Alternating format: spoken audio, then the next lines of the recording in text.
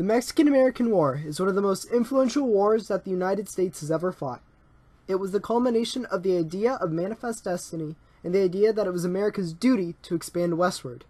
Today, however, this war is overshadowed by the other major war that would happen not even 20 years later, the American Civil War. But just how did the Mexican-American War prove to be one of the most important wars that the U.S. has ever fought? Tensions had arisen between the U.S. and Mexico because of the U.S. annexing the Republic of Texas in 1845. Since Texas had gained its independence from Mexico, the Mexican government wouldn't officially recognize the international boundary at the Rio Grande River as Texas wanted, and instead recognized the border at the Nueces River, which is just south of the San Antonio River. In order to secure the Rio Grande border, President Polk deployed General Zachary Taylor to Corpus Christi, Texas, with a small force of men. From that point, Taylor established a base in Port Isabel, Texas, and then established Fort Texas near the Mexican border. On May 3, 1846, Fort Texas was being shelled by Mexican General Mariano Ariza and his 3,400 men. Taylor marched from Port Isabel on May 8th and engaged the Mexican army with a force of 2,400 men. Taylor's use of artillery forced the Mexican army to retreat after sustaining heavy casualties. The next day, Taylor came across Ariza's forces and crushed them, forcing them to retreat from Texas soil. The two battles would become known as the Battle of Palo Alto and the Battle of Resaca de la Palma. By May 19th, Taylor occupied the Mexican town of Matamoros and halted to get reinforcements from the main U.S. Army. While all this was going on, President Polk had received word of hostilities due to the previous Thornton incident. This event led to Taylor's attack on Ariza. On April 25, 1846, 70 U.S. dragoons, or cavalry, were attacked by 2,000 Mexican soldiers by the Rio Grande. This word reached Polk, and on May 13th, the U.S. officially declared war on Mexico. Polk immediately sent General Stephen Kearny to secure Mexico's western territories, and Kearny fought little resistance, and by early 1847 occupied all of what is today the American West. All this happened as Zachary Taylor was fighting. The next major attack by the U.S. occurred in the Battle of Monterey, in which General Taylor led the American army in attacking the heavily fortified positions around the city. Taylor split his forces in half and took the city by defeating its defenses one at a time. While General Ampudia had anticipated the siege, he had set up his defenses too far apart to mutually help one another, and this proved to be the ultimate weakness at Monterey. Taylor's final real action of the Mexican-American War was during the Battle of Buena Vista. Due to some conflicting politics between himself and Taylor, Polk recalled most of Taylor's men to be redeployed with General Winfield Scott's army that was going to navally invade Mexico to the south. This left Taylor with an army of only around 4,500 men. General Santana, who had previously lost the Texas Revolution, took control of a Mexican army of around 22,000 men and launched a massive attack on Taylor.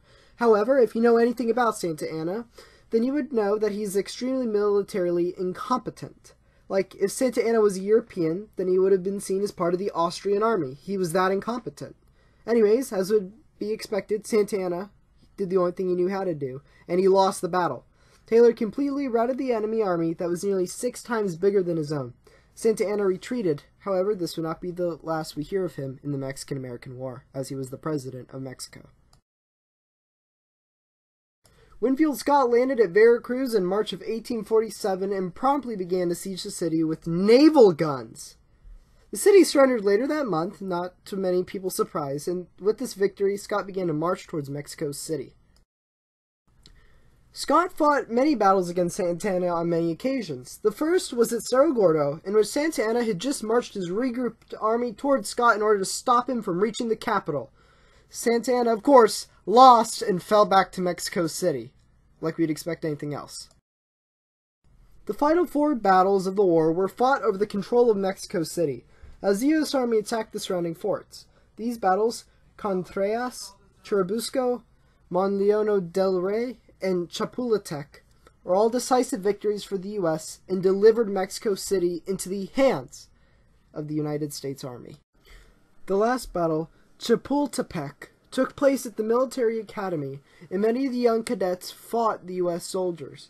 During the fighting, 6 young men fought extremely hard against the U.S. soldiers until they finally died. They are immortalized today in Mexico as the Niños Héroes. The lasting effects of the war can still be seen today. The Treaty of Guadalupe Hidalgo ended the war, and Mexico handed over a third of their territory, while the U.S. paid for any damages caused by the war. Today, the states of California, Nevada, New Mexico, and Utah were all gained from the war, and almost fully completed Polk's promise to accomplish manifest destiny. The demographic change can still be seen today, where these states still have a large Hispanic population, and Spanish is still a commonly spoken language. During the Mexican-American War, many of the generals of the Civil War got their baptism of fire, such as Ulysses S. Grant and Robert E. Lee, and the war set the stage for Zachary Taylor to become president in 1848 because of his popularity following the conclusion of the war. The final major outcome was that of the debate about slave versus free states flaring up again, making the Civil War come closer to happening.